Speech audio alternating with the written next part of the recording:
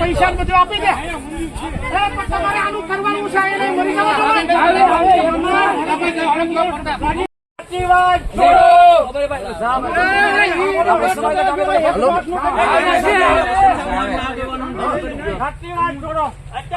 કરો દાદા મારે કઈ નથી સાંભળવું એને એરેસ્ટ કરો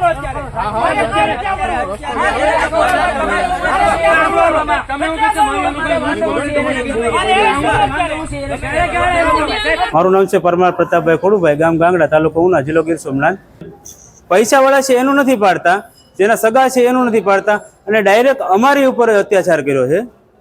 પ્લસ કે જેનો અમે કહીએ છીએ કે અહીંયા છે કે આ ગૌશરણ છે, અમે આંગળી સિંધી છીએ, ત્યાં નથી કરતા અને અમારી ઉપર જ આ લોકો ડાયરેક્ટ બુલડોઝર 10 બુલડોઝર લઈને ઉપર અમારી ઉપર આવે। અને આમાં ગેલુભાઈ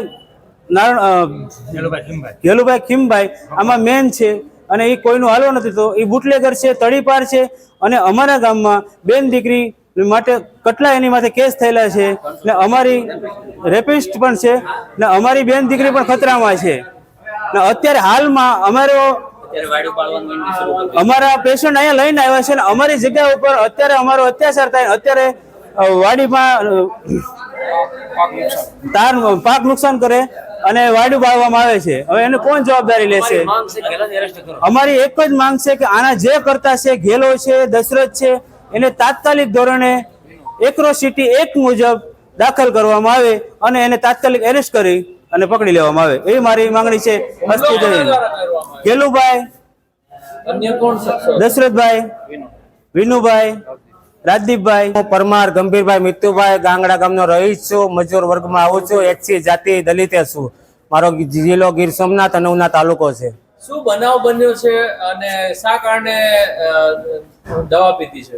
જે બનાવ એવી રીતનો બન્યો છે કે જે ગૌશરણ ડેમોલેશનમાં પ્રતિનિધિઓ અને અમારા ગામની જે વર્ગ જે લોકો છે એવા બિનકાયદેસર અમારી પર એક જાતિ કોમ્યુનિટીનો ટાર્ગેટ રાખી અને આ લોકો ડેમોલેશન કરેલું છે।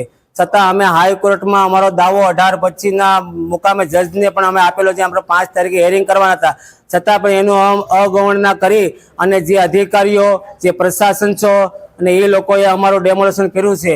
અને મારા ભાઈ છે, કાકાના મોટા પપ્પાના દીકરા રામજીભાઈ ડાયાભાઈ, એને આત્મહત્યાનો પ્રયાસ કર્યો છે। બીજા રામજીભાઈ પરવીનભાઈ રામજીભાઈ પરમાર, એને છોકરાને ઢોર મારવામાં આવ્યો છે અને ભાવનાબેન છે, એને હાર્ટની અસર હોવાથી પણ એને પણ આત્મહત્યાનો પ્રયાસ કર્યો છે। કોના દ્વારા મારવામાં આવ્યો છે? એ લુખ્ખા તત્વ દ્વારા બુટલેગરો જે 377 કેસમાં પણ આવેલા છે।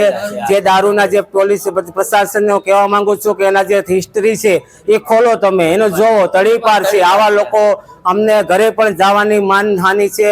અમારી સુરક્ષા કોણ? અમને અમારી સલામતી ક્યાં? તમે કયો સરકાર, પ્રશાસન અને જે નાગરિક છે, અમે ભારતના જે બંધારણ મુજબ હું નાગરિક છું, તો અમારો સલામતી કઈ જગ્યાએ? એમ જે જમીન છે એ ગૌચરનું દબાણ કરેલું છે બધા લોકોએ? હા, જમીન છે ગૌચરનું દબાણ 1996 ની અંદર એ સરકારી પડતર હોય કે ગૌચર કોઈ નીતિ નિયમ મુજબ કોઈ પ્રશાસન કરેલ નથી।